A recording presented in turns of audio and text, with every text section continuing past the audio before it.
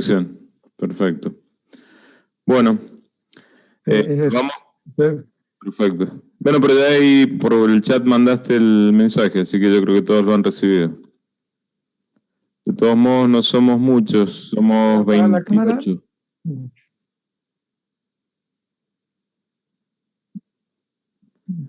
Así que bueno. 28 tengo. En total, con nosotros dos. 27, no sé. Pero bueno. Hay gente cursando otras materias. Hay gente cursando otras materias. Perfecto.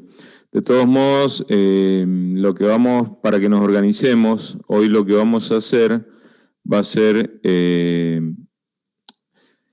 5 a 7, o sea, de 17 a 19, y vamos a cortar 45 minutos y retomamos 19:45 hasta las 22:45, para que podamos tener un recreo largo y poder descansar un poco entre medio. La idea no es matarnos, sino aprovechar el tiempo. Entonces, en estas 2 horas vamos a pegarle una repasada a lo que hemos visto del cálculo del práctico 3 y comenzamos de lleno con el práctico 4, con la parte introductoria del práctico 4. Así que un poco retomando lo que habíamos visto el martes, rápidamente. Lo que nosotros decíamos era lo siguiente.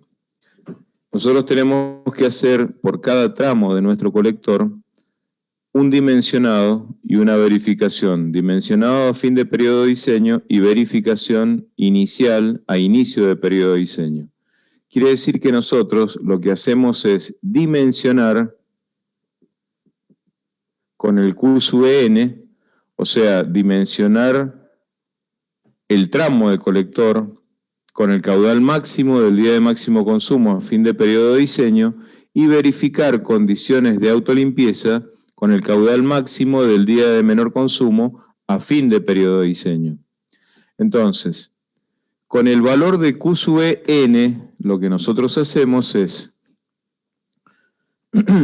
yo quiero diseñar un colector, determinar el diámetro de un colector, para que a fin de periodo de diseño, con este caudal, yo pueda conducir ese Q sub n manteniendo la relación H sobre D, tirante diámetro, menor o igual a 0,8. Entonces, ¿qué pasa? Yo necesito saber qué diámetro voy a necesitar para respetar esta condición conduciendo este caudal. Entonces, como decíamos de que el 99,9% del líquido cloacal es líquido, entonces podemos utilizar las ecuaciones de la hidráulica. Lo que vamos a hacer es determinar el caudal lleno equivalente. Entonces, el caudal lleno equivalente va a ser el caudal que nosotros podemos conducir a sección llena de tal manera que el caudal que yo quiera conducir con esta relación me verifique este diámetro.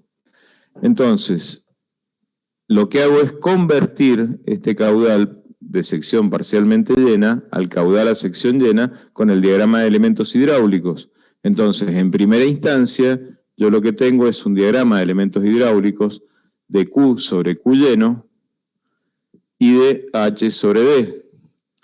Este diagrama, el que utilizó CAMP para su verificación o para su diseño, tiene esta forma. Entonces, con el H sobre D establecido, nosotros encontramos el valor de Q sobre Q lleno. Con esa relación de Q sobre Q lleno, despejamos el caudal lleno que correspondería para este caudal. Entonces, nosotros con el Q lleno y con la pendiente adoptada, o sea que nuestros dos datos son el Q lleno, el I adoptado, obviamente la rugosidad del material y la viscosidad cinemática del líquido cloacal, vamos al software Flowmaster y Con estos datos determinamos el diámetro de cálculo, o sea, el diámetro teórico con el cual nosotros cumplimos esta condición. Como el diámetro teórico no existe, porque es un diámetro de cálculo, nos vamos al diámetro comercial más próximo por exceso, con lo cual lo que tendremos será este diámetro. Quiere decir que para este diámetro mayor, yo lo que tendré será un cuyeno real, o sea, ya no voy a tener un cuyeno teórico, sino que voy a tener un cuyeno real.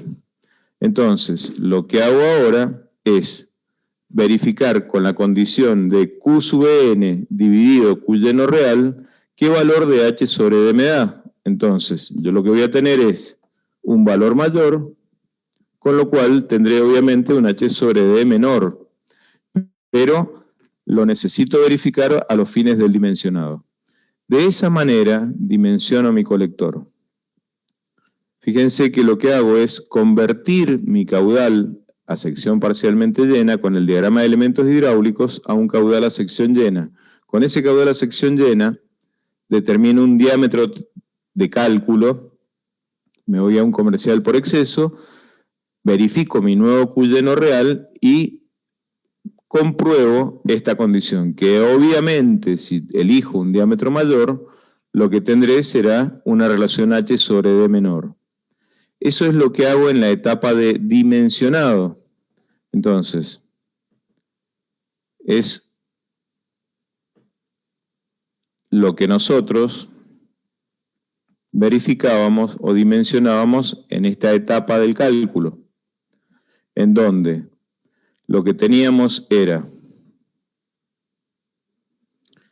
el tramo de colector, la longitud, el caudal anterior son los caudales que aportan a la boca de registro inicial, o sea, a la boca 71.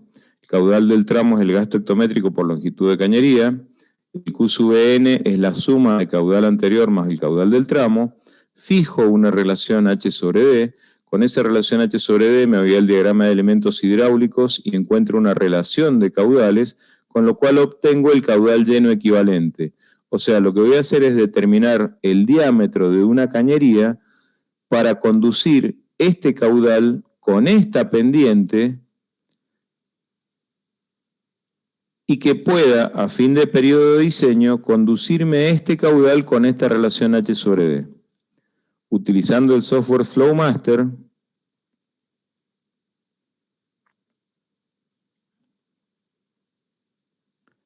y utilizando Pressure Pipe, no Circular Pipe. Fíjense que si yo uso Circular Pipe, yo tengo una doble incógnita, tengo como incógnita tirante y diámetro, entonces Circular Pipe no me sirve porque tengo dos incógnitas.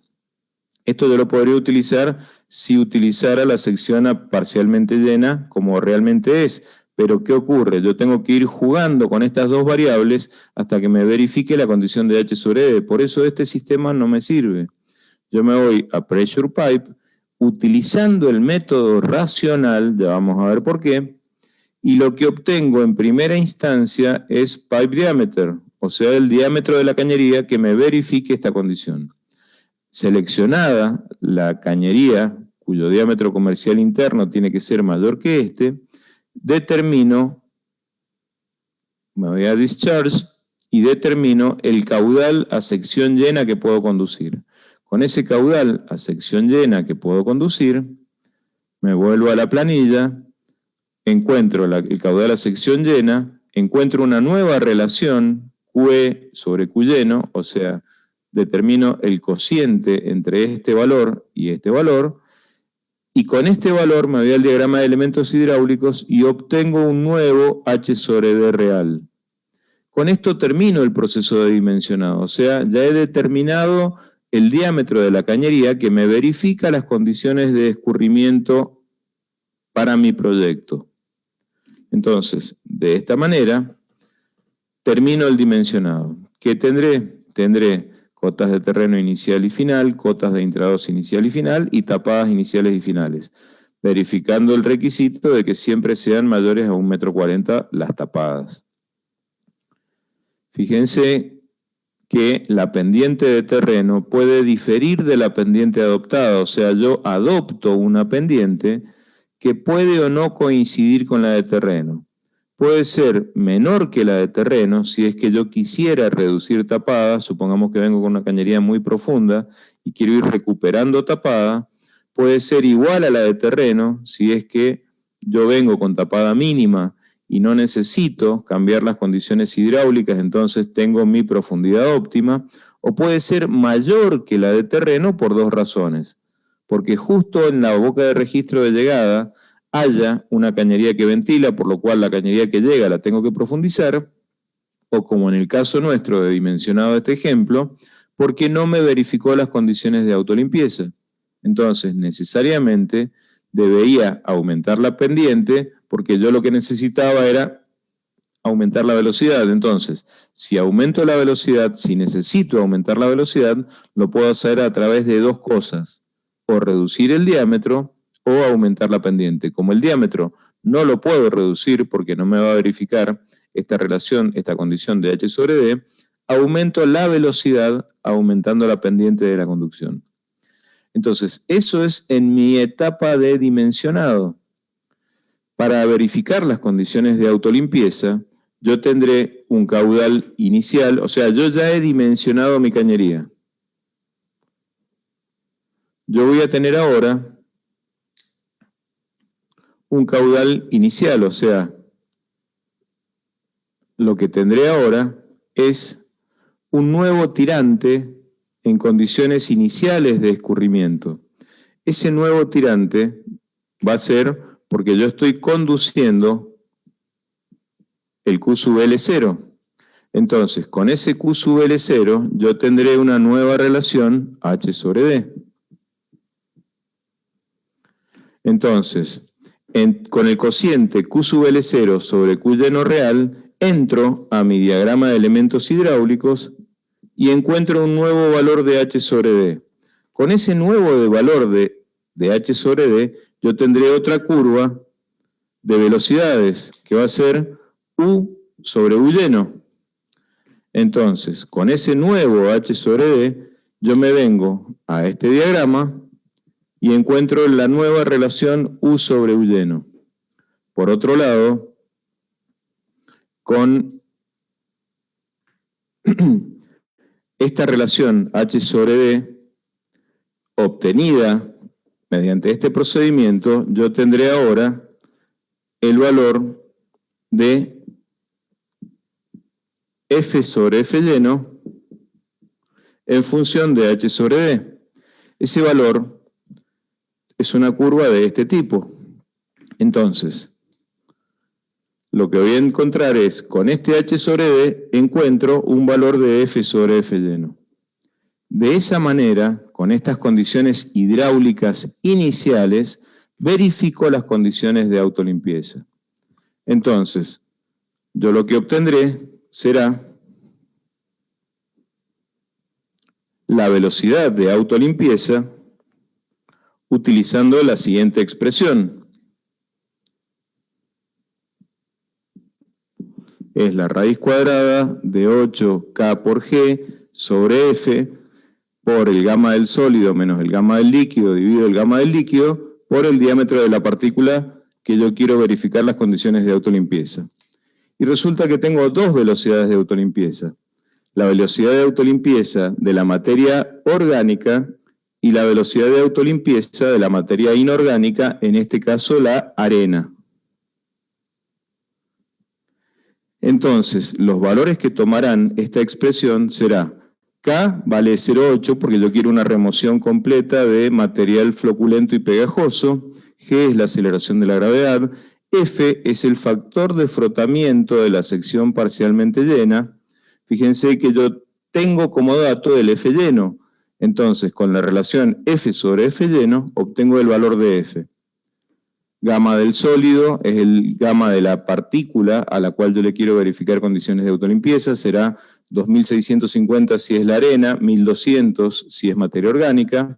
El gamma del agua es 1000, kilogramos por metro cúbico, y el diámetro de la partícula será 0,1 milímetros si es arena, 0,75 milímetros si es materia orgánica.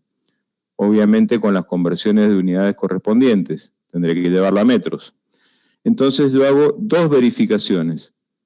La velocidad de esta conducción a sección parcialmente llena, yo la obtengo a partir de la relación U sobre U lleno. ¿Por qué? Porque entré con el H sobre D, encontré el U sobre U lleno y despejo el U de esa expresión. De esa manera, yo encuentro la velocidad de este tirante hidráulico para este caudal. Entonces, mi velocidad tiene que ser mayor a cualquiera de estos dos valores. Y de esa manera yo verifico la autolimpieza a través de la velocidad de autolimpieza.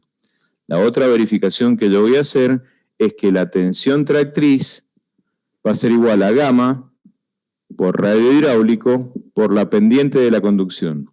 Siendo gamma el gamma del líquido, el radio hidráulico, sección sobre perímetro mojado de la sección parcialmente llena, y la pendiente adoptada.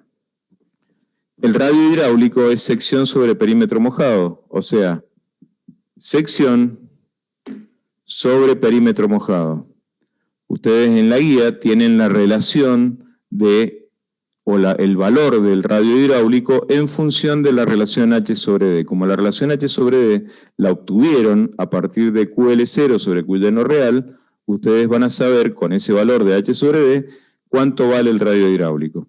Entonces, la segunda verificación que vamos a hacer es que la tensión tractriz sea mayor o igual a 0,1 kilogramos por metro cuadrado. Si verifica, yo lo que tengo que buscar es que verifique ambas condiciones. Que verifique por un lado la velocidad de autolimpieza y que verifique por otro lado la tensión tractriz.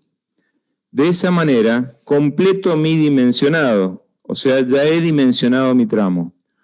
Si no verifica esas condiciones de autolimpieza, no me sirve.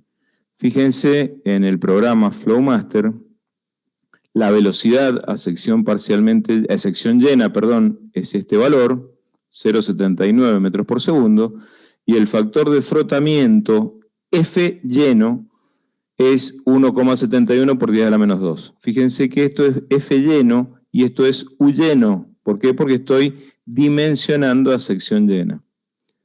Entonces, volviendo a nuestra planilla de verificación de condiciones hidráulicas,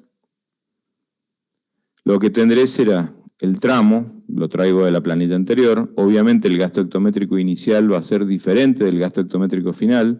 Gasto hectométrico final era un valor, gasto hectométrico inicial es otro valor que obtenemos de cálculo. El caudal anterior es el caudal de todos los tramos que aportan aguas arriba de la boca de registro inicial. El caudal del tramo es el gasto hectométrico inicial por la longitud de la cañería. El Q sub L0 es la suma del caudal anterior más el caudal del tramo. La pendiente adoptada es la que yo había seleccionado ya en la etapa de dimensionado. Diámetro comercial, diámetro interno, Q lleno, son todos datos que traigo de la planilla anterior. Ingeniero, Lleno, sí. le quería consultar cómo era que adoptábamos la pendiente. Era la menor pendiente que me verificaba las condiciones de autolimpieza. O sea, en una primera instancia yo puedo adoptar la pendiente igual a la de terreno. Si me verifica condiciones de autolimpieza, la dejo. Si no me verifica condiciones de autolimpieza, yo las tengo que ir aumentando. ¿Se acuerdan que le íbamos aumentando? Probamos con 0,8 por 1000, después nos fuimos a 1 por 1000 y terminamos en 1,5 por 1000 y terminamos al final en 1,8 por 1000. O sea, fuimos aumentando la pendiente hasta que me verificara condiciones de autolimpieza. ¿Sí? ¿Se acuerdan de eso? Sí, ahora sí. Bien, entonces U lleno y F lleno lo traigo del software Flowmaster. La relación QL0 sobre Q lleno es este cociente, este valor dividido este valor. Con esta relación encuentro el valor de H sobre D en el diagrama de elementos hidráulicos. Con este H sobre D encuentro la relación U sobre U lleno y encuentro la relación F sobre F lleno. Luego de obtener estos valores, voy a tener el valor de la velocidad y el valor del F a sección parcialmente llena. Entonces, con el F y con los otros parámetros de los materiales, voy a encontrar la velocidad de materia orgánica requerida para remover materia orgánica y voy a encontrar la velocidad requerida para remover arena. Mi velocidad tiene que ser mayor a estas dos velocidades. Por otro lado, con la relación H sobre D, yo voy a encontrar el valor del ángulo central, si es que lo quiero obtener, pero puedo obtener directamente el radio hidráulico. Entonces, con el radio hidráulico, con el gamma y con la pendiente, obtengo el valor de tensión tractriz. Fíjense que mi dimensionado para este tramo, con estas condiciones hidráulicas, me verifica en forma simultánea la velocidad, porque es mayor a la requerida, y me verifica la tensión tractriz, porque es mayor a 0,1. Cuando ustedes dimensionen, acá si quieren pueden agregar una columna de observaciones diciendo verifica y verifica. ¿Qué va a ocurrir? En los tramos iniciales, nos vamos a nuestro proyecto. ¿Ven el AutoCAD acá? Sí. Sí, ingeniero. Bien. Ya que estamos, repasamos. El caudal anterior es el caudal que viene por este tramo y el caudal que viene por este tramo. O sea que es el caudal que se descarga en la boca de registro inicial. Y yo voy a tener dos caudales anteriores, el Q sub N, caudal a fin de periodo de diseño, y el Q sub L0, caudal a inicio de periodo de diseño. Por este lado voy a tener el Q sub N y el Q sub L0, que son dos caudales distintos, uno a inicio y otro a final. Cuando dimensiono este tramo, voy a tener el Q sub N de este tramo, más el Q sub N de este tramo, más el caudal de tramo. Y dimensiono con ese caudal. Y ese va a ser mi caudal de diseño. Cuando verifico condiciones de autolimpieza, voy a tener el Q sub L0, el Q sub L0 y el Q sub L0 del tramo. Entonces, el caudal de verificación a inicio de periodo de diseño va a ser la suma de estos caudales. Y de esa manera yo dimensiono el tramo 71-72. Pero ¿qué va a ocurrir? Los tramos iniciales de mi red, sea este tramo, o sea este tramo, o sea este tramo, este tramo, este tramo, este tramo, o sea cualquier tramo inicial de mi proyecto, ya sea al inicio o al fin, fíjense que yo acá tengo también un tramo inicial. Entonces siempre dentro de mi red voy a tener tramos iniciales. Es casi seguro que los tramos iniciales no verifiquen condiciones de autolimpieza. Entonces, en este tramo inicial, ¿por qué es inicial? Porque no recibe caudal de aguas arriba. ¿Ven que es un tramo inicial este? Porque la cañería está ventilando, el caudal viene por acá, pero no ingresa acá. Entonces, como es un tramo inicial que tiene caudales muy bajos, seguramente me va a dar el diámetro mínimo. Entonces, para el diámetro mínimo, ¿cuánto va a valer la pendiente? ¿Se acuerdan? 3 por 1000. ¿Cuál? Exacto. Entonces, en este tramo de cajón, yo tengo que tener como mínimo la pendiente del terreno. Perdón, la pendiente del 3 por 1000. Si la pendiente del terreno es más del 3 por 1000, tendré una pendiente mayor al 3 por 1000. Entonces, en tramos iniciales, ¿qué me dice la norma? Como los caudales son tan bajos, no te preocupes, no te va a verificar la condición de autolimpieza, porque encima son movimientos impermanentes. Entonces, en los tramos iniciales, que seguramente no te va a verificar condiciones de autolimpieza, para el diámetro mínimo, que va a ser el que te va a dar para este tramo, adopta la pendiente del 3 por 1000. Y no te va a verificar la condición de autolimpieza, no te preocupes. Sí me voy a preocupar si no me verifica condiciones de autolimpieza en un tramo intermedio. ¿Por qué? Porque ya acá yo ya tengo un caudal de una cuenca significativa, entonces acá sí tengo que verificar. Entonces, ¿qué quiere decir esto? Seguramente en este tramo no me verifique autolimpieza, seguramente en este tramo no me verifique autolimpieza, pero ya este tramo está recibiendo esta rama y está recibiendo esta rama. Entonces acá sí me tiene que verificar autolimpieza porque seguramente va a ser un diámetro mayor de 160 milímetros. Para este tramo ya está recibiendo toda esta cuenca más toda esta cuenca. Entonces, obviamente, me tiene que verificar condiciones de autolimpieza. Entonces, ¿se entendió el concepto? Entonces, cuando nosotros veamos en nuestra planilla de dimensionado y tengamos tramos iniciales cuyo diámetro me dé 160 milímetros, ¿por qué? Porque me va a dar un diámetro menor que 160 el requerido. O sea, el de cálculo me va a dar bastante menor de 160. Lo que tenemos que hacer es colocar cañería de 160. Entonces, en los tramos iniciales, mi pendiente será del 3 por 1000. Y seguramente no me verifique condiciones de autolimpieza. Entonces, en la columna correspondiente pondré que no me verifica y pondré que no me verifica. Pero no es un problema. Sí es un problema cuando yo tengo tramos intermedios o finales con caudales bastante más significativos y que no me verifique las condiciones de autolimpieza. Entonces, ahí sí tengo que cambiar las condiciones hidráulicas para que sí verifique esa condición. ¿Se entendió el concepto? Sí, ingeniero. Perfecto. Una Ahora, consulta. sí. Respecto al no verificar en los tramos iniciales que no verifica la autolimpieza. Sí. ¿Eso se va a ir tapando o no?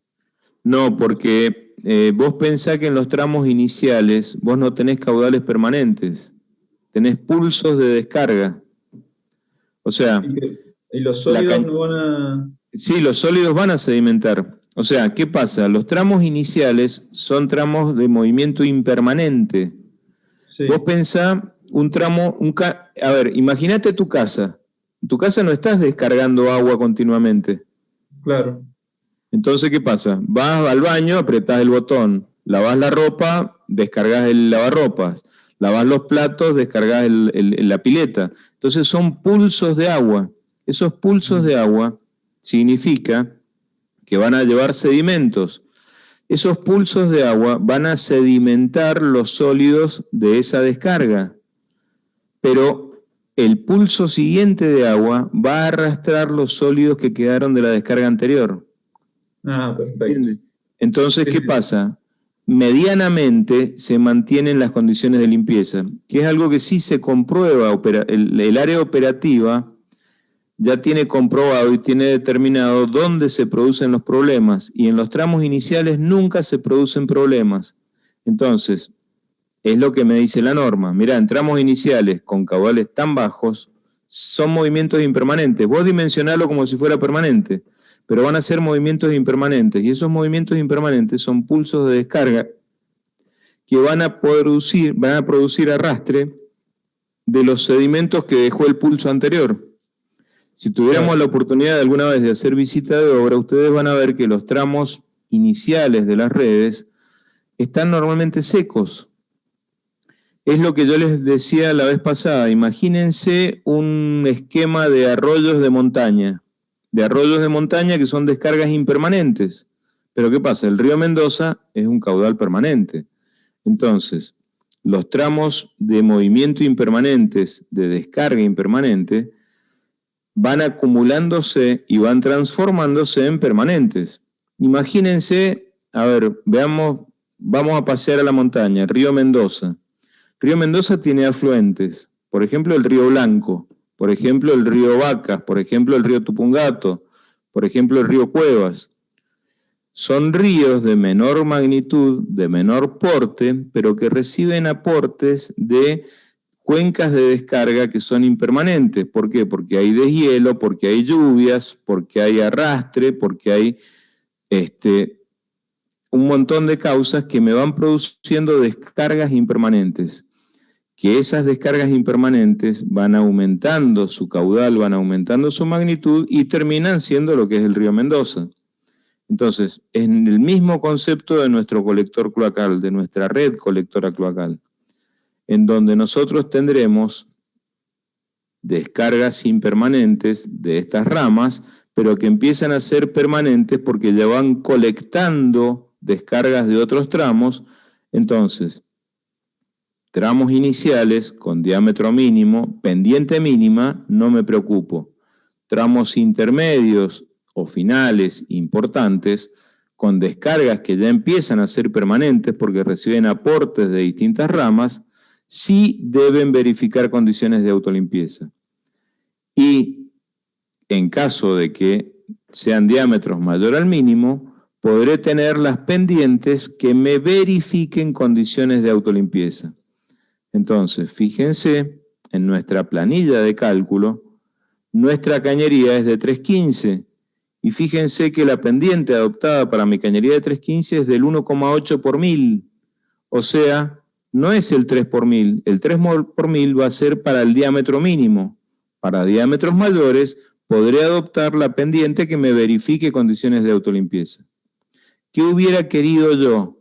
Como ya tenía una tapada inicial de 1,80 m, yo lo que hubiera querido es poder reducir esta tapada, pero no lo pude hacer porque no me verificó las condiciones de autolimpieza. ¿Se entiende el concepto? Sí, ingeniero. Ingeniero. Entonces, lo que nosotros vamos a hacer en nuestro proyecto es dimensionar tramo a tramo verificando estas condiciones.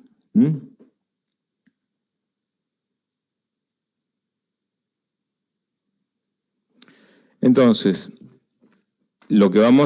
¿por qué no dimensionamos toda la red y verificamos después la autolimpieza de toda la red? Porque puede ocurrir que un tramo no me verifique la autolimpieza, yo ya tengo dimensionado todo y tengo que volver para atrás con todo. Y por eso lo que se hace es dimensionar y verificar condiciones de autolimpieza en forma simultánea. Dimensiono, me verificó, listo, vamos al tramo siguiente. Y de esa manera yo voy diseñando mi red desde aguas arriba hacia aguas abajo. Utilizando la planilla de cálculo y utilizando el software Flowmaster. ¿Por qué utilizo el software Flowmaster? Porque en realidad el software Flowmaster es una comodidad. Yo lo que estoy haciendo es dimensionando por el método racional. ¿Y por qué dimensiono por el método racional? Porque necesito dimensionar por el método racional para verificar la velocidad de autolimpieza. Fíjense que la velocidad de autolimpieza requiere el valor de F. Para obtener el valor de F yo necesito el F lleno. ¿Y cuál es el único método que me determine el valor de F lleno? El método racional. Entonces, yo puedo dimensionar con el método racional utilizando el diagrama de Rous. Yo puedo dimensionar con el método racional utilizando una rutina dentro del Excel a través del Visual Basic que me obtenga o me determine el valor de F lleno, o lo que podemos hacer, que es lo que hicimos en el ejemplo, utilizar el software Flowmaster para determinar el valor de F lleno a través del método racional. Entonces, necesariamente tenemos que utilizar el método racional porque vamos a verificar la velocidad de autolimpieza. Y por eso utilizamos el método racional y utilizamos alguna herramienta que me permita obtener el F lleno. Podemos utilizar el software, podemos utilizar el diagrama de Rous, no creo que nadie quiera utilizar el diagrama de Rous a esta altura, o podemos programar el Excel para que, programando el Excel, determine el valor de F lleno. Utilicen la herramienta que quieran, pero necesariamente necesitamos obtener el valor de F lleno. ¿Qué pasa? A los fines académicos, nosotros, en el práctico que estamos desarrollando, vamos a verificar en forma simultánea las dos condiciones de velocidad de autolimpieza y de tensión tractriz. En la vida profesional, el día que ustedes tengan que diseñar una red, perfectamente pueden dimensionar y obtener el diámetro de cálculo utilizando Hazen y Williams o Manning. ¿Por qué? Porque con el Q lleno y con la pendiente adoptada obtienen un diámetro de cálculo utilizando una ecuación empírica. ¿Por qué? Porque van a poder verificar las condiciones de autolimpieza a través de la tensión tractriz. Y fíjense que para la tensión tractriz no necesito el F lleno. Entonces, el día de mañana que ustedes estén proyectando redes colectoras cloacales, como ingenieros, perfectamente pueden dimensionar la cañería con un método empírico, o sea, obtener el valor del diámetro de cálculo con un método empírico, Hassen y Williams o Manning, y verificar condiciones de autolimpieza con esta ecuación, que estamos cumpliendo con los requerimientos de la norma. Pero acá en la facultad, la idea es que ustedes vean todos los métodos disponibles, entonces vamos a verificar condiciones de autolimpieza, para lo cual necesitamos sí o sí el F lleno. Y como necesitamos el F lleno, vamos a dimensionar por el método racional. ¿Quedó claro? ¿Se entiende por qué usamos el método racional? Sí. ¿Se entendió el procedimiento de dimensionado? Sí, claro, se entendió. ¿Alguien tiene duda a que hable ahora o calle para siempre? Hasta la consulta, que calle. ¿Está? Bueno, ¿qué ocurre? Lo que nosotros vamos a hacer cuando ustedes tengan este esquema es el diagrama de atribuciones. Al diagrama de atribuciones, ustedes lo van a plantear para sus proyectos, van a diseñar su red colectora, que ya sabemos que hay varios grupos que ya están trabajando, que se han adelantado, me parece perfecto, que ya nos están enviando el esquema para revisión. Necesitamos que estén numeradas las bocas de registro y para poder nosotros darles el tramo a dimensionar. Acá, cuando ustedes pongan la boca de registro final del barrio, es necesario que pongan una flechita como la que yo tengo acá, y acá coloquen nexo a cloaca máxima, como para dar a entender de acá salimos con un nexo y nos empalmamos a la cloaca máxima, como que no desaparece el caudal en este punto, sino que el líquido sale y se va a través de un nexo hacia la cloaca máxima. Algo que vamos a hacer en el proceso de dimensionado, ustedes fíjense cuántos tramos tiene esta red. Debe tener 70, 80 tramos. No vamos a dimensionar todo el tramo, todos los tramos. Lo que vamos a hacer es con Alejandro, a los 12 grupos, cuando ustedes tengan armado el esquema de distribución de líquidos, nosotros le vamos a dar un circuito para dimensionar. Quiere decir que ustedes van a venir con tramos cuyos caudales conocen, porque vienen dimensionándolos de aguas arriba. Entonces, supongamos que yo le digo a este grupo, mira, dimensioname este tramo, este circuito, lo vamos a llamar como circuito. Entonces, cuando yo esté dimensionando este circuito,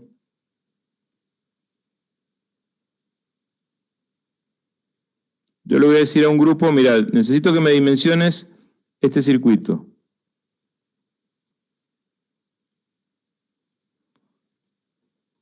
Desde acá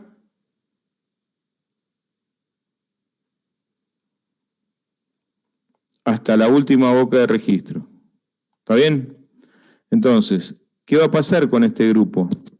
Este grupo va a tener que el caudal de este tramo, ¿cuánto vale el caudal anterior de este tramo?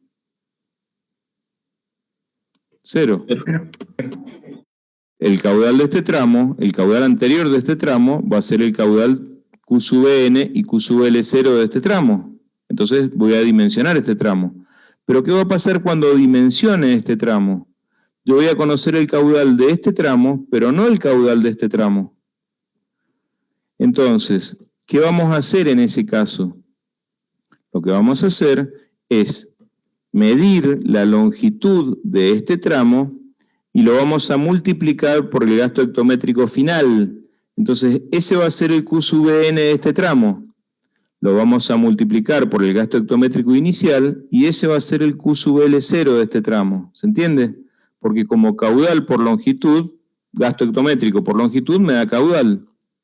Si yo multiplico el gasto hectométrico inicial por la longitud, tendré el Q sub L0. Si yo multiplico el gasto hectométrico final por la longitud, tengo el Q sub N. ¿Se entiende? Entonces, como no vamos a dimensionar todos los tramos que no dimensionemos, los caudales de aporte los vamos a conocer de esta manera. ¿Quedó claro? Entonces, yo voy a dimensionar este tramo con el caudal que ya conocía porque lo dimensioné y con el caudal que no conocía porque no lo dimensioné. Cuando dimensione este tramo, voy a considerar el caudal anterior que conocía porque lo dimensioné y el caudal anterior que no conocía porque no dimensioné. Entonces, mido la longitud total de estas ramas y las multiplico por el gasto hectométrico inicial y por el gasto hectométrico final. Y de esa manera voy a ir dimensionando tramo a tramo de mi proyecto. ¿Quedó claro cómo es el concepto? Sí, ingeniero, perfecto. Bien. Fíjense que puede ocurrir, fíjense esta situación. Yo vengo acá con tapada mínima. Supongamos que yo vengo con tapada mínima. Yo no puedo llegar con tapada mínima a esta boca, por esta rama. ¿Por qué no puedo llegar con tapada mínima? Porque esta rama es la que tiene tapada mínima. Entonces lo que voy a tener que hacer es profundizar la cota de intra 2 de las cañerías que llegan, porque la que ventila es la que tiene tapada mínima. Entonces, por eso puede que cambie las condiciones dependientes de esta rama y de esta rama. Y tendré que profundizar la cañería que llega para que la cañería que ventila tenga la tapada mínima. Y de esa manera cambio la pendiente adoptada respecto de la pendiente de terreno. Lo que yo tengo que hacer tramo a tramo es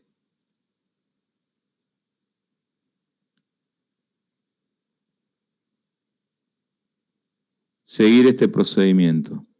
Dimensionar a fin de periodo de diseño y verificar condiciones de autolimpieza a inicio de periodo de diseño.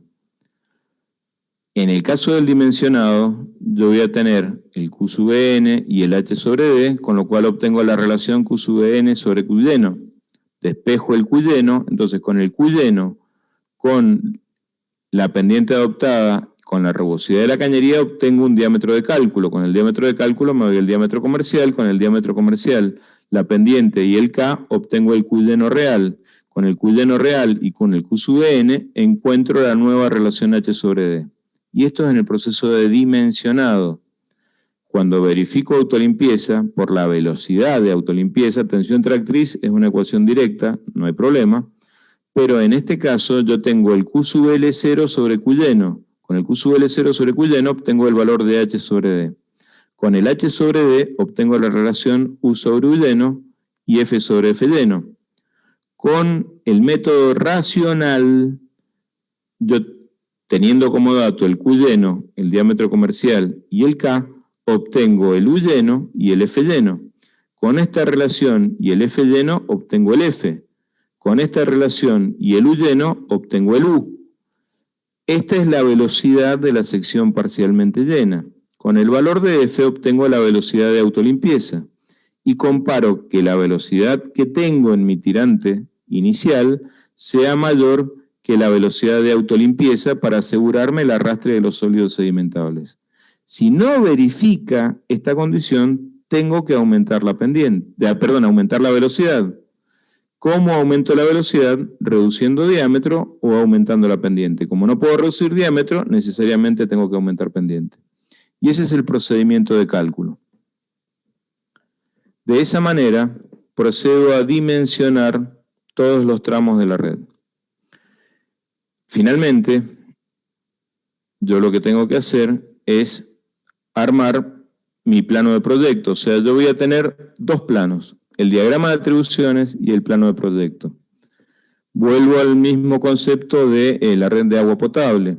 El diagrama de atribuciones es una herramienta auxiliar de cálculo. Entonces, cuando yo arme mi diagrama de atribuciones, yo lo que tendré será que tengo que ir volcando tramo a tramo de los que voy dimensionando los valores correspondientes de caudales que voy conduciendo. Entonces, por ejemplo, si yo tenía el tramo 71-72, yo voy a tener que hace así. Esta es la boca de registro 71, esta es la boca de registro 72. En el diagrama de atribuciones yo voy a ir volcando los dos caudales. El caudal que venía por acá, que va a ser el Q sub N y el Q sub L0, y el caudal que venía por acá, que va a ser el Q sub N y el Q sub L0.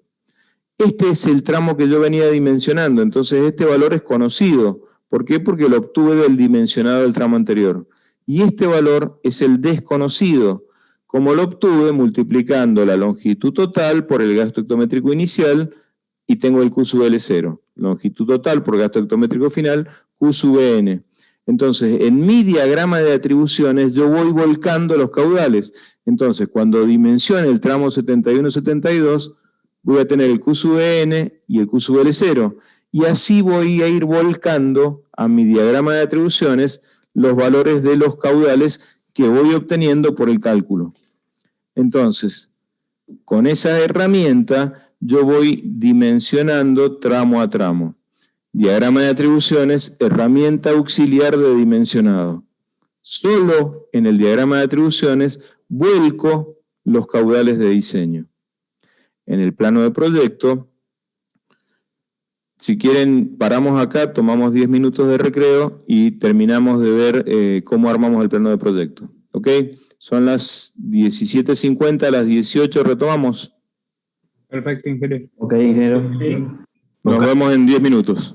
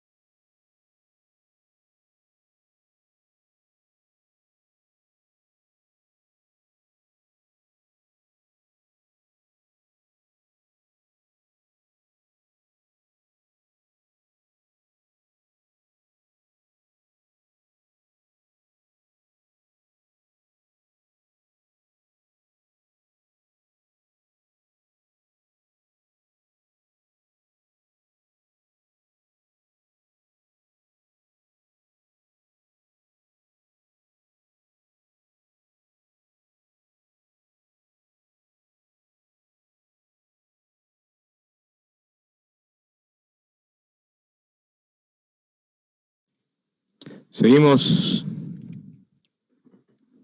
Sí, ingeniero, acá estamos. Ingeniero. Ingeniero. Perfecto. Entonces, vamos a tener dos planos, un diagrama de atribuciones y un plano de proyecto. En el caso del diagrama de atribuciones, va a consistir en el esquema pelado de la cañería, con las bocas numeradas obviamente, con las cotas de terreno correspondientes a todos los tramos que estamos dimensionando, y vamos a, sobre el diagrama de atribuciones, ir indicando el Q sub N y el Q sub L0 de cada uno de los tramos que dimensionamos y que confluyen al tramo que dimensionamos. O sea que si nosotros estamos dimensionando este circuito,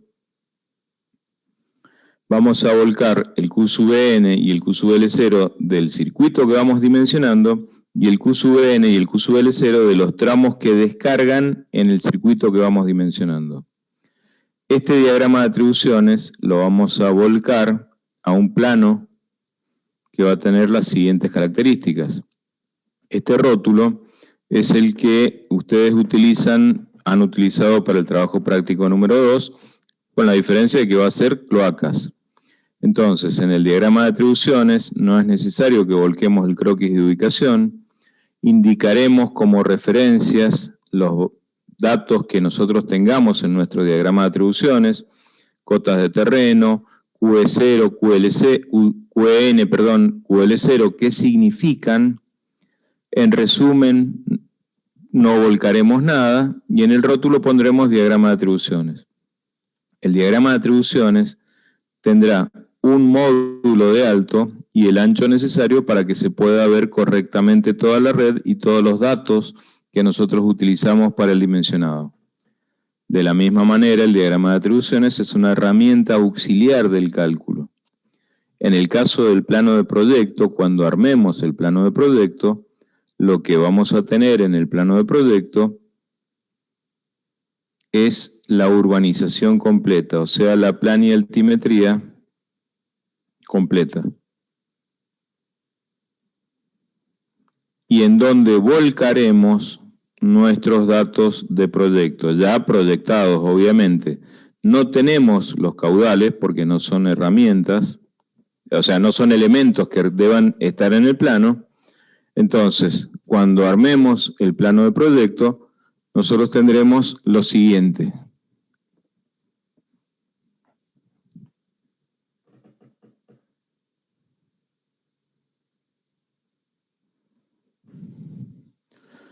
Vamos a indicar, acá tenemos la cañería,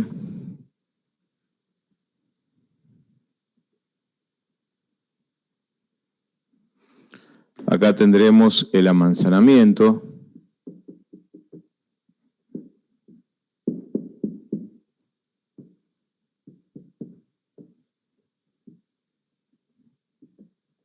entonces, en el plano de proyecto identificamos las bocas, boca 71, boca 72, vamos a colocar las cotas de terreno también van a 45 grados, será 99,14 en mi caso, 98,99,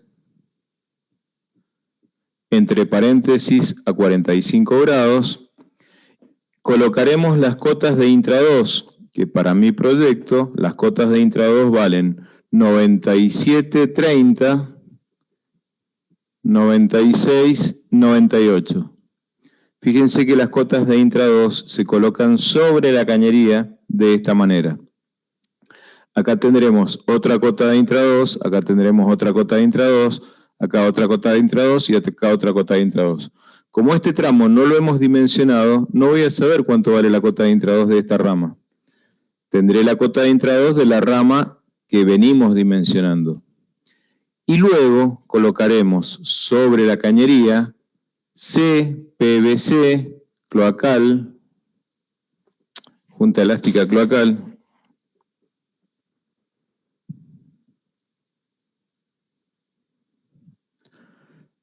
CPVC junta elástica cloacal, DN 315. Abajo L igual a 180 metros. P igual 0,0018. Fíjense la pendiente del tramo en valor absoluto. De esa manera, dimensionamos el tramo. Estamos indicando cota de terreno, cota de intra-2, cota de terreno, cota de intra-2, identificando la cañería con su longitud y su pendiente. Ahora, ¿qué pasa con esta cañería? ¿Qué diámetro tiene?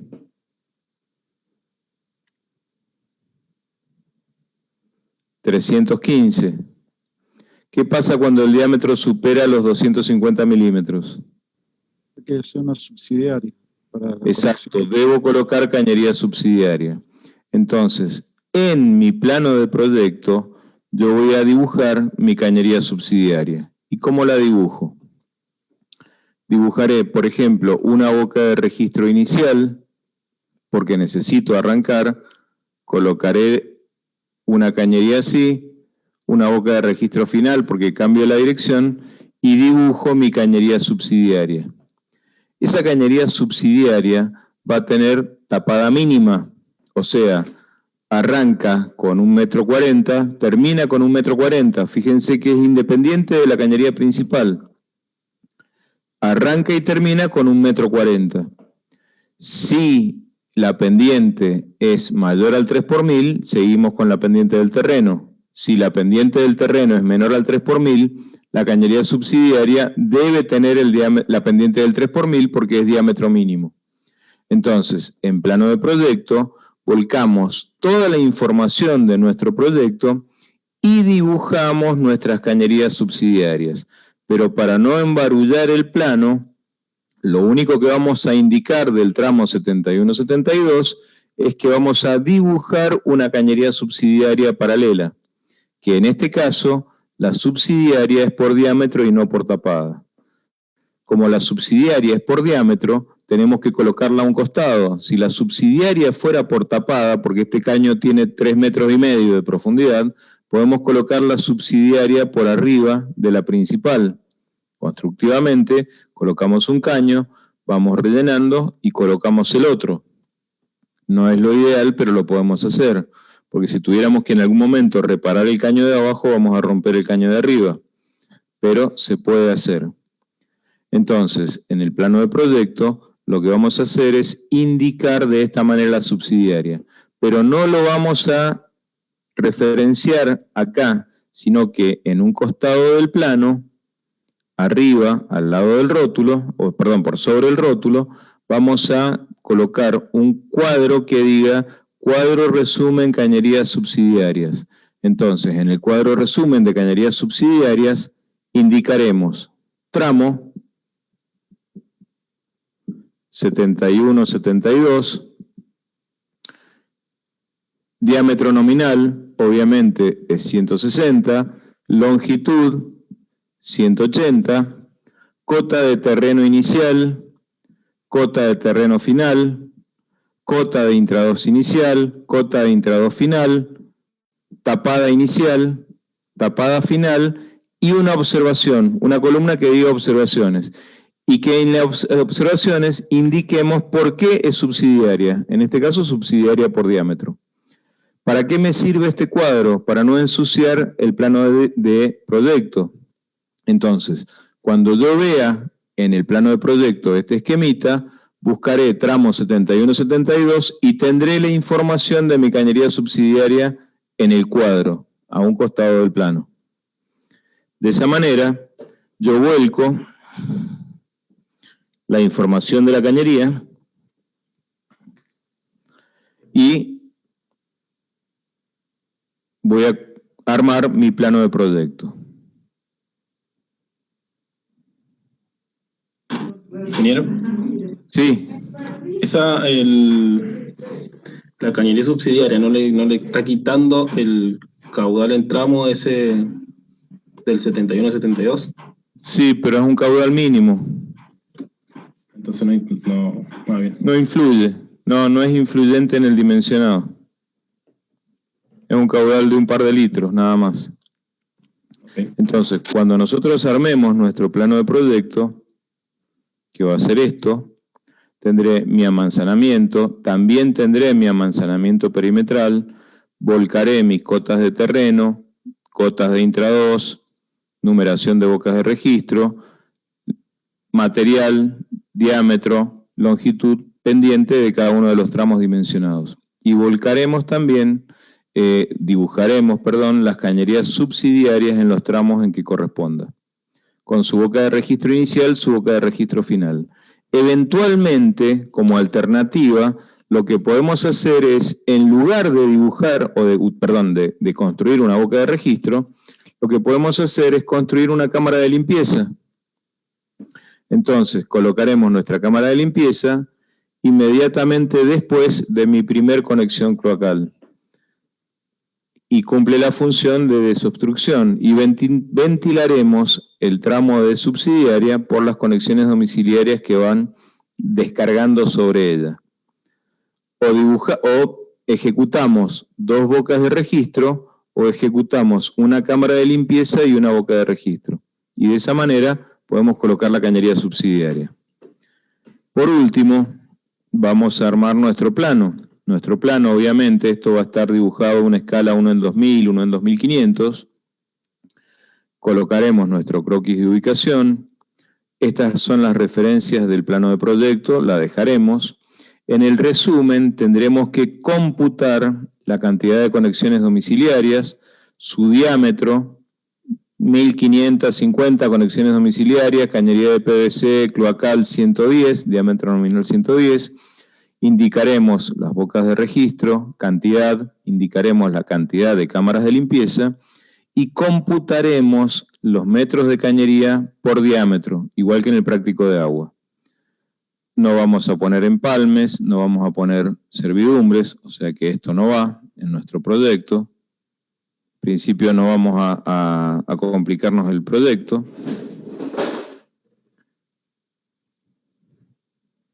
Entonces, este será mi cuadro resumen. Plano de proyecto, indicaremos las características de nuestro proyecto y acá tendremos la planimetría y sobre el rótulo haremos el cuadro resumen de subsidiarias. Podemos dibujar un esquemita de en qué consiste la cañería subsidiaria y debajo del esquemita el cuadro resumen de subsidiarias. ¿Quedó claro entonces en qué consiste el trabajo práctico 3? Sí, ingeniero. Perfecto. El trabajo práctico 3 va a tener una memoria de cálculo. Entonces, en esa memoria de cálculo no vamos a traer la información del práctico 2, sino que vamos a arrancar con nuestra propia información. Obviamente va a ser lo mismo, porque es el mismo proyecto, pero vamos a hablar de todas las herramientas de dimensionado, haremos una introducción, datos, caudales de diseño, gastos hectométricos, esquema de dimensionado de la red y volcaremos el ejemplo de dimensionado de un tramo. Entonces, de todos los tramos que ustedes dimensionen, tomarán un tramo, por ejemplo, el 71-72, no tomen un tramo inicial con diámetro mínimo porque no tiene sentido. Toman un diámetro intermedio o final que tenga cierto diámetro y expliquen el procedimiento de dimensionado y de verificación de autolimpieza. O sea, ejemplo de dimensionado tramo 71-72 utilizando método racional. ¿Por qué es el método racional? Porque es el que me da el F lleno. Dimensionado, explican numéricamente el dimensionado del tramo. Verificación de autolimpieza, explican numéricamente la verificación de autolimpieza, tanto como velocidad de autolimpieza como por tensión tractriz. Entonces, memoria de cálculo, planillas, son dos planillas de dimensionado y de verificación de autolimpieza, diagrama de atribuciones y plano de proyecto. Esos van a ser los elementos que contendrá el trabajo práctico número 3. ¿Quedó claro el trabajo práctico número 3? Ingeniero, Sí. me quedó una duda ahí. ¿Cómo se conectaría la cañería subsidiaria al tramo cuando corresponda? Se empalma y descarga en la boca de registro final. En la final. Ah, ¿y cómo se Claro. le haría en el plano? ¿Cómo se le dibujaría? Lo indicás a un costado, así como lo indiqué acá. Mira, Ajá. ¿se ve? Sí, ahí lo veo. Y acá inicialmente o boca de registro o cámara de limpieza. Eso lo eligen ustedes como proyectistas. Perfecto. Gracias, ingeniero. No, por favor. Ingeniero, disculpe, sobre el mismo Sí. tema. Sí, Ahí, antes de ingresar al registro aguas abajo, ¿va a otro Sí. registro o va a una cámara de inspección? ¿Qué? no, va a una boca de registro porque yo tengo cambio de dirección. Ya, es igual Puedo que la... poner una cámara de limpieza inicial, pero necesariamente al final coloco boca de registro. ¿Mm? Perfecto. Bueno, terminamos con esto el trabajo práctico número 3. ¿Quedó claro entonces en qué consiste? Sí, ingeniero. Sí, perfecto. Perfecto. Bueno, raudamente empezamos con el trabajo práctico número 4. Sí, no sé si alguien ha dicho algo. Creo que no, ingeniero. Ah, bueno. Entonces, ahora vamos a empezar a ver el trabajo práctico número 4. ¿Se ve el PowerPoint? Ahora Sí, sí. ahora sí. Sí. Perfecto. Entonces, el trabajo práctico número 4 se denomina diseño de plantas potabilizadoras. O sea, lo que vamos a hacer es diseñar una planta potabilizadora. Previo a eso, vamos a ver algunas características y algunos requerimientos que debe cumplir el agua para ser considerada potable. Nosotros no necesitamos esterilizar el agua, o sea, nosotros no necesitamos producir H2O pura, sino que debemos verificar o garantizar condiciones de potabilidad. ¿Qué significa? Que el agua tendrá cierto contenido de sales, cierto contenido de minerales, cumpliendo con los requerimientos de la normativa. La normativa de referencia, el marco de referencia del trabajo práctico 4 son las normas de Lenosa, que ustedes la tienen subidas al campus virtual en su totalidad. Por otro lado, tienen las normas de calidad de agua del EPAS y del Código Alimentario Argentino. Recuerden que el agua potable es un alimento y como tal está reglamentado y establecidas sus características en el Código Alimentario Argentino, capítulo 12. Entonces, tenemos que cumplir con los requerimientos de calidad exigidos por esta normativa para que el agua sea considerada potable. Repito, no sirve consumir agua destilada. El agua destilada es agua ultrapura, H2O pura. No podemos consumir agua destilada, porque si consumimos agua destilada, el agua va a retirar de nuestro organismo las sales y terminamos muriéndonos. Entonces no podemos consumir agua destilada. Tenemos que consumir agua con un cierto contenido de sales que son necesarias para la vida humana. Obviamente, debe haber una ausencia absoluta de agentes patógenos. Entonces, el agua potable tiene que cumplir con una serie de requisitos mínimos para ser considerada potable.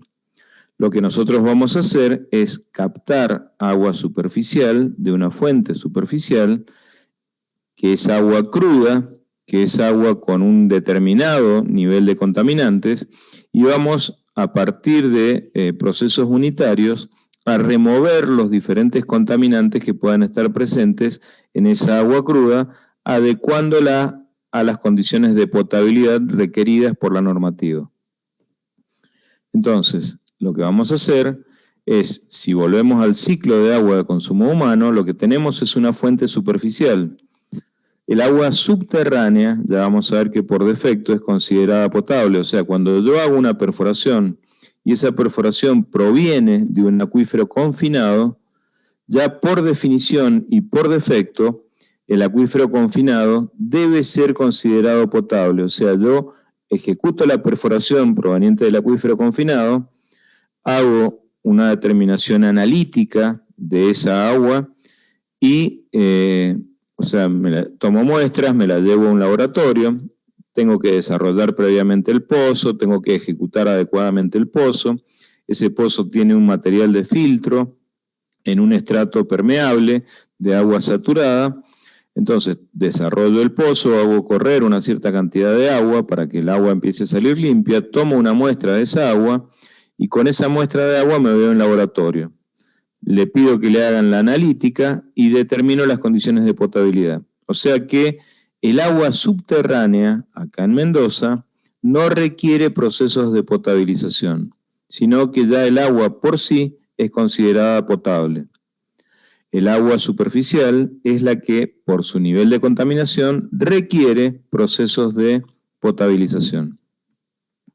Entonces, captamos el agua superficial del río, conducimos a través de un acueducto de agua cruda hacia la planta potabilizadora. De la planta potabilizadora conducimos a través de un acueducto de agua potable hacia la ciudad.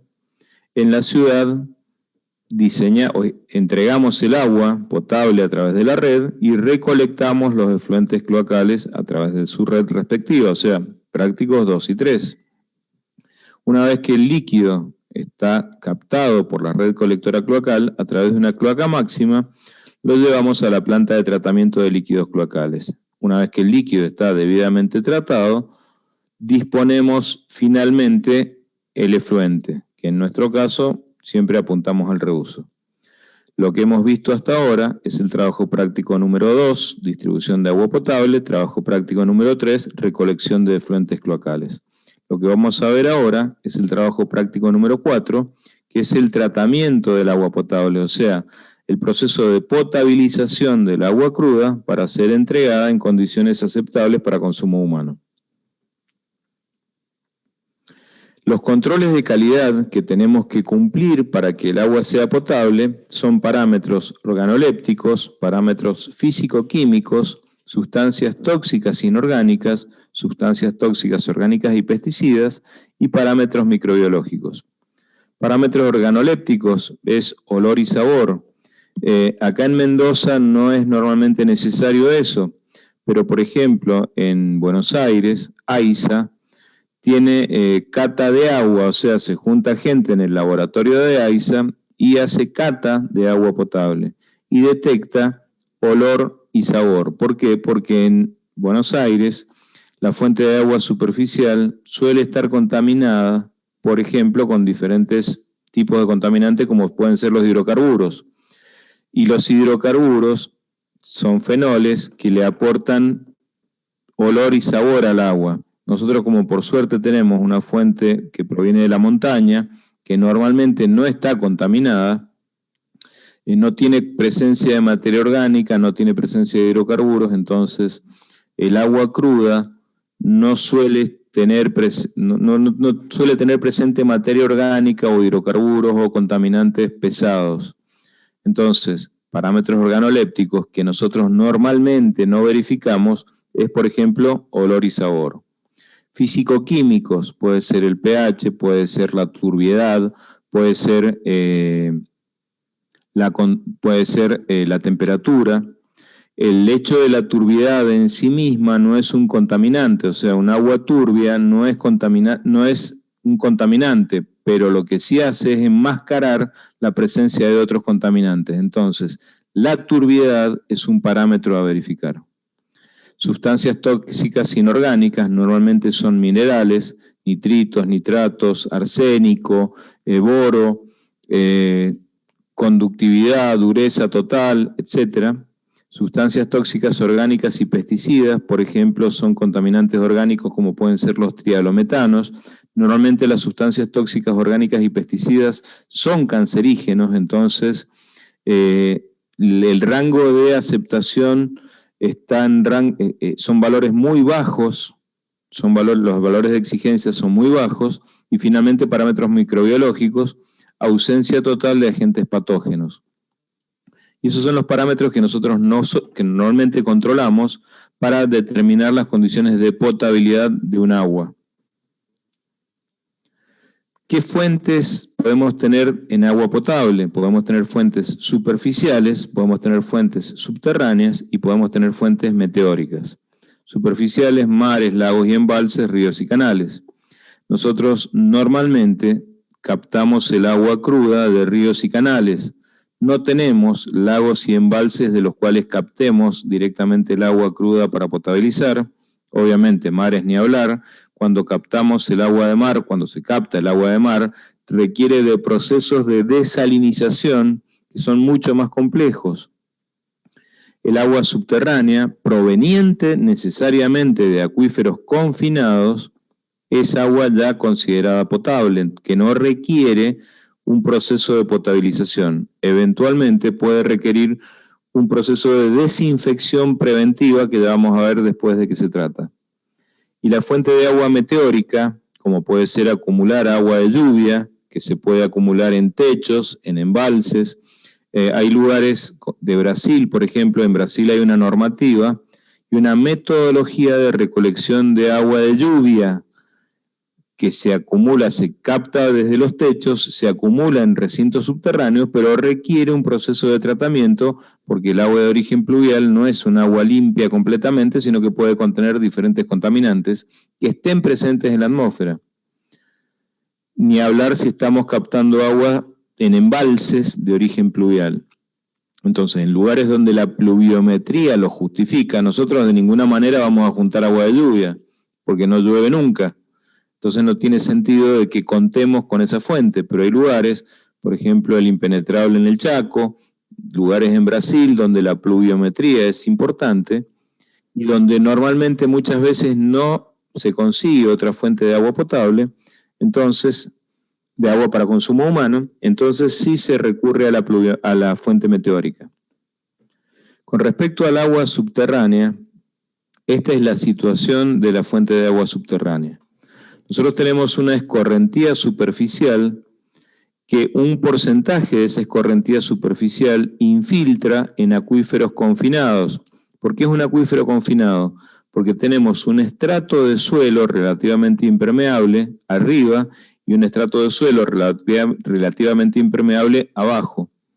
Entonces, desde la zona de recarga escurre el agua por esa zona de suelo saturado, siguiendo una pendiente, obviamente, siguiendo un sentido de escurrimiento. Otro porcentaje de agua infiltra superficialmente y es lo que se llama acuífero libre o napa freática. Entonces, nosotros debemos, para consumo humano, ejecutar una perforación hacia o hasta el estrato confinado. En el caso del Gran Mendoza, el estrato del acuífero confinado está entre 150 y 250 metros de profundidad. Ahí encontramos el estrato confinado. Para garantizar la calidad de esta agua, tenemos que colocar, obviamente, tenemos que hacer un entubado, tenemos que bajar con un material de filtro, caño ranurado, tenemos que sellar la transición del estrato y tenemos que mantener este caño inalterable para que no sea atacado luego por la corrosión del agua del acuífero libre. Entonces, esta perforación nosotros hacemos un ensayo de bombeo, vemos la depresión de la napa, obviamente, se produce un cono de depresión. Este es el nivel de energía total, o sea que si nosotros liberáramos el agua de este estrato, llegaríamos hasta una posición similar a esta. Entonces se hace un ensayo de bombeo, se determina un cono de depresión y se determina la capacidad de extracción del pozo. No debemos superar la capacidad de extracción del pozo porque estamos sobreexplotando el pozo. Siempre para consumo humano debemos captar agua de acuífero confinado, nunca de acuífero libre. Este acuífero libre son los mal llamados aljibes o pozos de agua que se suelen ver en el campo y desde donde se capta agua del nivel freático, del acuífero libre. El acuífero libre es un acuífero contaminado. ¿Por qué? Porque cuando el agua escurre y atraviesa el manto de suelo, está arrastrando sales, minerales, contaminantes, materia orgánica, agentes patógenos. Entonces, el acuífero libre normalmente está contaminado. Siempre está contaminado. Por eso nunca debemos consumir agua proveniente de acuífero libre, sino que debemos consumir agua de acuífero confinado, debidamente comprobado y analizado. En el caso del Gran Mendoza, hablábamos de que hay alrededor de 30 perforaciones, desde las cuales se extrae agua para reforzar el abastecimiento superficial. En el interior de la provincia, o en el resto de la provincia, para no llamar interior de provincia, en el resto de la provincia, hay localidades que se abastecen en un 100% de perforaciones, como puede ser, por ejemplo, toda la zona este. Palmira, San Martín, Rivadavia, Junín, Santa Rosa, La Paz, 100% de fuente subterránea. En el caso particular de San Martín, el primer acuífero confinado se contaminó. ¿Por qué? Porque hubo una gran cantidad de abandono de perforaciones, lo que provocó que los caños de encamisado de las perforaciones sean corroídos. Periódicamente hay que hacer una inspección y un mantenimiento. Entonces los caños de encamisado se corroyeron, se destruyeron, y hubo una comunicación entre el acuífero libre y el acuífero confinado, con lo cual se deterioró la calidad del acuífero confinado. Y para obtener, en el caso de San Martín, agua de mediana calidad, hay que recurrir al segundo acuífero confinado. O sea, estamos hablando de perforaciones de más de 300 metros de profundidad para poder conseguir agua de mediana calidad. ¿Por qué? Porque encima el segundo acuífero confinado tiene un alto contenido de sales. O sea que quien vive en San Martín lo sabrá, tiene aguas duras con un alto contenido de sales, con elevada conductividad. Entonces es fundamental el mantenimiento de la calidad de las perforaciones y verificar. En algún momento la gente de irrigación empezó a hacer de oficio el cegado de pozos para proteger en la zona de San Martín el acuífero confinado y tratar de recuperarlo en algún momento. Lo que pasa es que lleva siglos recuperar un acuífero confinado contaminado. Entonces es fundamental, por un lado, proteger la zona de recarga para que no haya riesgo de contaminación, y por otro lado, mantener la integridad del pozo para evitar el deterioro del acuífero confinado. Por ejemplo, en la cuenca del río Tunuyán Alto, con buen criterio de irrigación, ha protegido la zona de recarga para evitar que se produzca contaminación en la zona de recarga del acuífero confinado. En cuanto a la fuente de provisión de agua potable, es lo que mencionábamos recién. El Gran Mendoza tiene 5 plantas potabilizadoras donde se provee más del 90% del agua, un conjunto de 30 perforaciones que proveen una cantidad mínima, normalmente en el sector noreste del Gran Mendoza, que es donde no hay diámetro y presión suficiente para llegar a todos los usuarios. Toda la zona este, fíjense, San Martín, Palmira, Rivadavia, Junín, La Paz, Santa Rosa y Lavalle, 100% de fuente subterránea. Tunuyán, 100% de fuente subterránea. La gente de Tunuyán toma agua Eco de los Andes porque es el mismo acuífero. Es un agua espectacular, de primera calidad. San Carlos, 16% superficial, 83% subterráneo. En el caso de San Carlos, esta es la planta de la remonta, que está aguas arriba de, se me fue el nombre ahora de la localidad, en Santa Rosa, en San Carlos se me fue el nombre. La consulta, bro. La Consulta, gracias. De la Consulta. En cambio, San Carlos, Eugenio Bustos y Pareditas, fuente subterránea. San Rafael tiene un 70% superficial, que es una planta con agua proveniente del río Diamante, 30% subterráneo. Alvear, 20% superficial, 80% subterráneo, proveniente del río Atuel. Malargüe, 80% superficial, 20% subterráneo, proveniente del río Malargüe. Y en alta montaña tiene un 20% superficial y un 80% subterráneo. El 80% son todas las perforaciones de la localidad de Uspallata, que se entiende por alta montaña. De Uspallata hacia arriba, o sea, Uspallata, Polvareda, Puente del Inca, Penitentes, Las Cuevas, que son fuentes superficiales porque son aguas provenientes de vertientes, o sea, ni bien se produce el afloramiento del agua desde la roca, es captada por una cañería ranurada con filtros, tiene un relleno granular que la protege, conducida hacia la localidad, se le hace una desinfección con hipoclorito de sodio como medida preventiva para desinfección y se abastece a la red.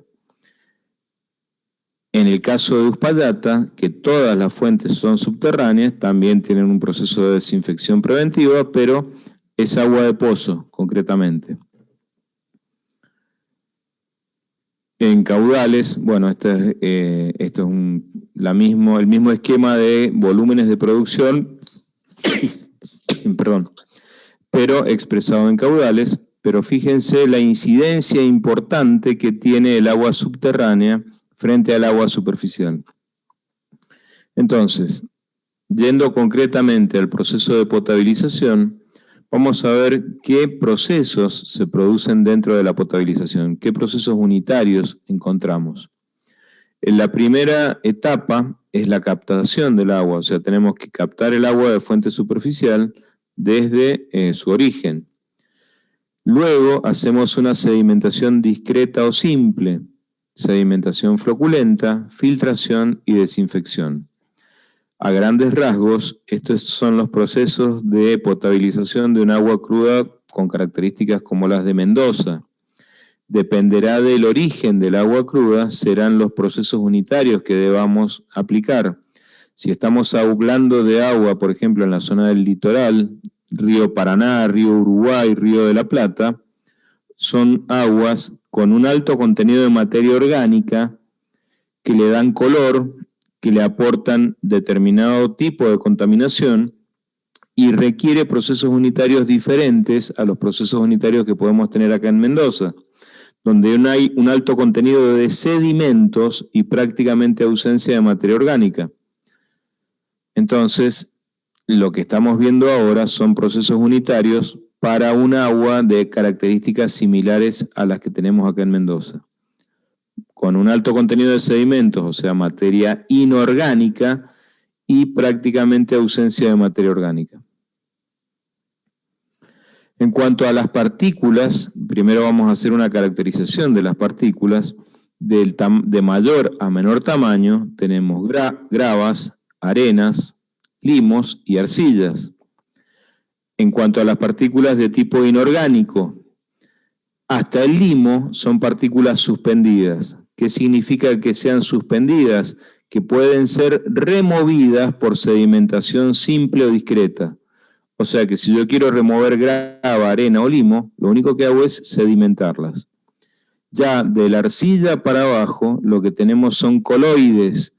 Entonces, no puedo conseguir su sedimentación discreta, sino que tengo que hacer una sedimentación floculenta para, a partir del aporte de coagulantes, aglutinarlas y sedimentarlas. En cuanto a partículas inorgánicas, ya material disuelto, por ejemplo, cloruro de sodio, sales, ya están disueltas en la masa líquida y estamos a nivel de moléculas. En este rango, o sea, arcillas y limos, son los que aportan turbiedad, o sea, inorgánicos que aportan turbiedad. Y en este rango tenemos orgánicos que aportan color. Fíjense que estamos tomando turbiedad, los coloides toman la turbiedad y toman el color. Nosotros, por suerte, no tenemos problema de color porque no tenemos presencia de materia orgánica. Pero básicamente este es el esquema de granulométrico de las partículas inorgánicas y sus condiciones de remoción.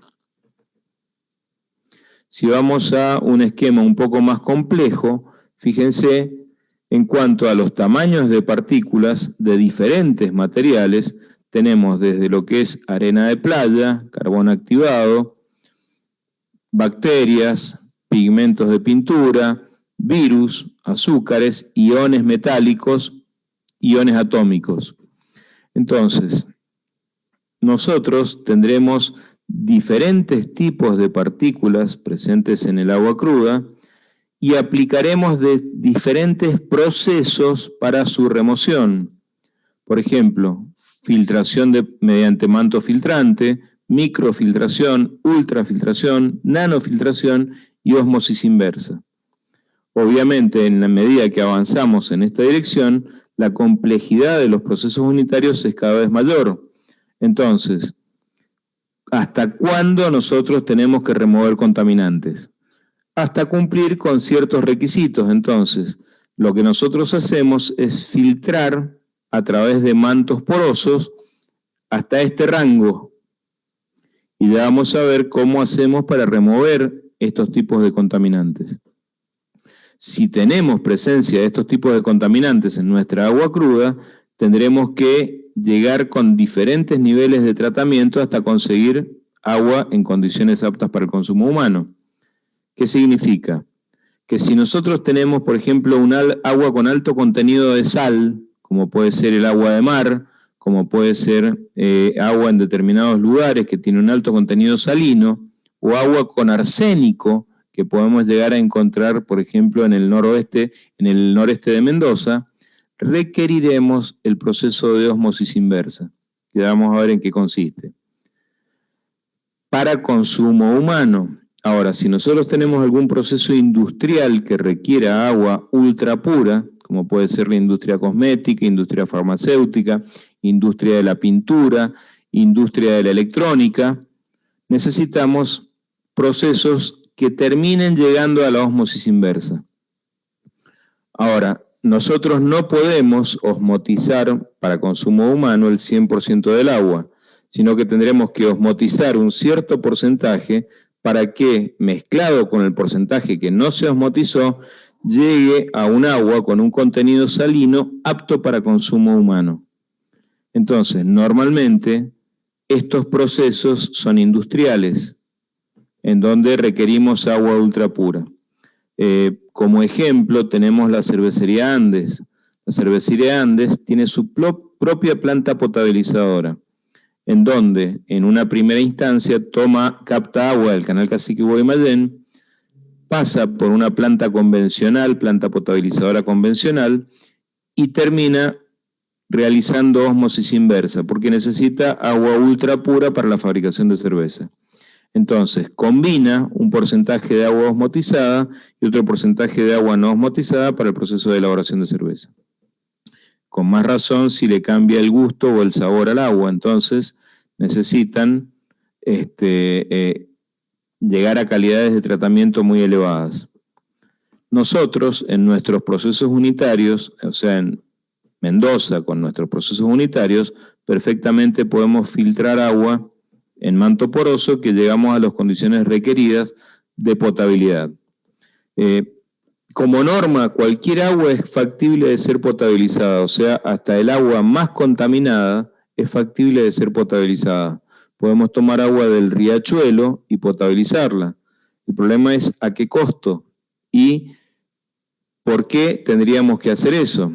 Si nosotros estamos en la Estación Espacial Internacional y cuesta muchísima plata llevar agua potable para que consuman los astronautas, esto está totalmente justificada, que de hecho es así, instalar una planta de ósmosis inversa para tratar sus propias excretas y potabilizarla.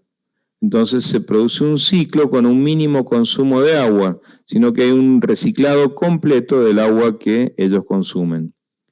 Si nosotros estamos en un transatlántico en el medio del mar y queremos optimizar el transatlántico, su peso, su energía de propulsión, etcétera, etcétera, no tiene sentido que nosotros tengamos tanques de agua potable para trasladar esa agua potable y entregársela a la gente, sino que en un transatlántico en el medio del mar lo que hacemos es tomar agua de mar y osmotizarla y a través del proceso de ósmosis inversa entregar agua apta para consumo humano a la población del transatlántico. Si nosotros estamos en las Islas Canarias, que no tienen fuente de agua superficial ni subterránea dentro de la isla, tendremos que tomar agua de mar y desalinizarla para consumir agua potable. Si nosotros estamos en Arabia Saudita, que estamos sentados arriba de petróleo, o sea que no nos importa la plata, y que no estamos en un desierto y no tenemos agua para potabilizar, tomamos agua de mar y a través de plantas de desalinización gigantes adecuamos el agua de mar para su consumo humano a través de plantas de ósmosis inversa.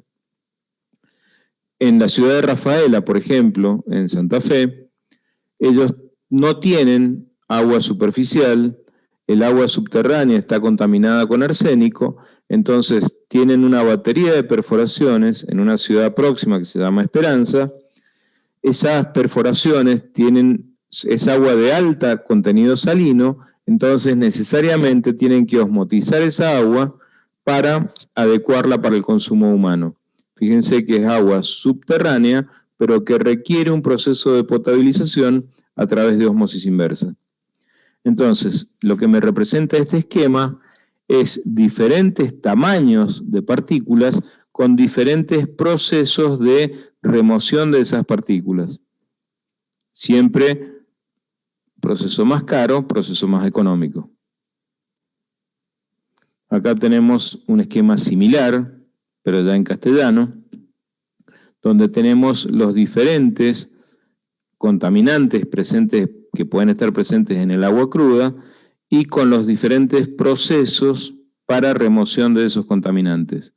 Si estamos hablando de iones atómicos, tenemos que necesariamente recurrir a la ósmosis inversa. O sea, si tenemos soluciones, que son estos casos, en donde los contaminantes están disueltos en la masa líquida, necesariamente tenemos que recurrir al proceso de ósmosis inversa. Y acá tenemos un esquema que me representa la dificultad de tratamientos. Sólidos disueltos totales, demanda química de oxígeno. Fíjense cómo se incrementa la dificultad del tratamiento mientras más sólidos disueltos tengamos y más DQO tengamos. Entonces, por ejemplo, estos son efluentes altamente contaminados, estos son efluentes reutilizados, este es el agua superficial y este es el agua subterránea. El agua subterránea tiene un contenido mínimo de sólidos disueltos totales y prácticamente nulo de DQO, o sea, no hay contaminación orgánica. Agua superficial, efluentes cloacales, o sea que yo puedo tomar cualquiera de estas aguas y potabilizarlas. La dificultad será mayor y el costo del proceso también será mayor, obviamente. Entonces, ¿cuál es el objetivo de nuestra planta potabilizadora? Si quieren, dejamos acá, son las 7 menos 10. Para quienes llegaron tarde, vamos a tener un recreo de 45 minutos, descansamos 45 minutos y nos volvemos a conectar a las 19:45. Y seguimos con el práctico 4. Nos vemos enseguida. Nos vemos, profe. Perfecto, ingeniero. De acuerdo, Ingeniero. Perfecto.